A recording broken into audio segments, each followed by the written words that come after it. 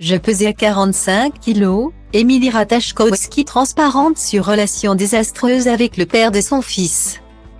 Dans le podcast Gouin Mental, Émilie Ratajkowski a accepté d'évoquer son divorce avec Sébastien Birmclar, le père de son fils, et les derniers mois très compliqués de leur relation, elle qui a avoué avoir été particulièrement malheureuse. Après seulement quelques semaines de relation, Émilie Ratajkowski avait épousé son compagnon Sébastien Birmclar lors d'un mariage très rapide à New York. 3 ans plus tard, le 8 mars 2021, le mannequin donnait naissance à leur premier enfant, un petit garçon prénommé Sylvester Apollo Beer. Mais l'année 2022 fut celle des changements significatifs dans la vie d'Émilie Ratajkowski, qui avait décidé de demander le divorce, après 4 ans de relation. Dans les médias américains, de nombreuses rumeurs ont circulé, notamment sur les supposées tromperies du producteur.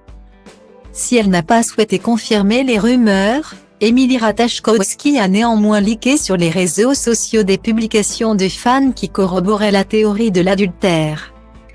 Malgré les efforts du père de son fils pour tenter de la reconquérir, le mannequin de 31 ans a définitivement tourné la page. Elle qui a vécu une brève histoire avec Pete Davidson, avant de trouver l'amour dans les bras d'Éric André.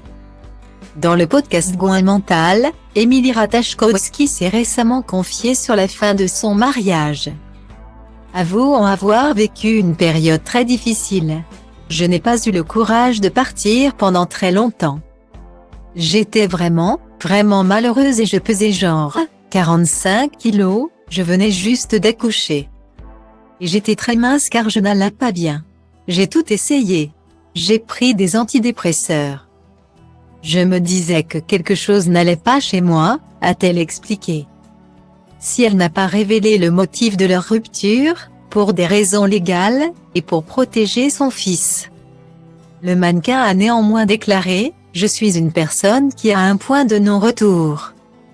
Je peux rester avec des gens que j'aime, des amis, de la famille, pendant un long moment.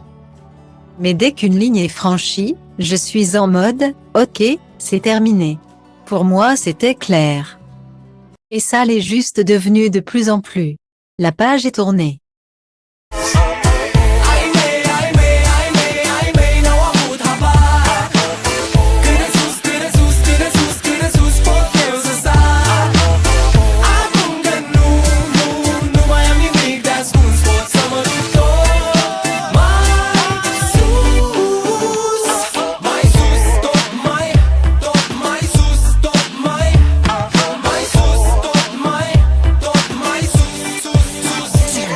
Poate-ți dau totul peste cap, că poate fac doar lucruri care-mi plac.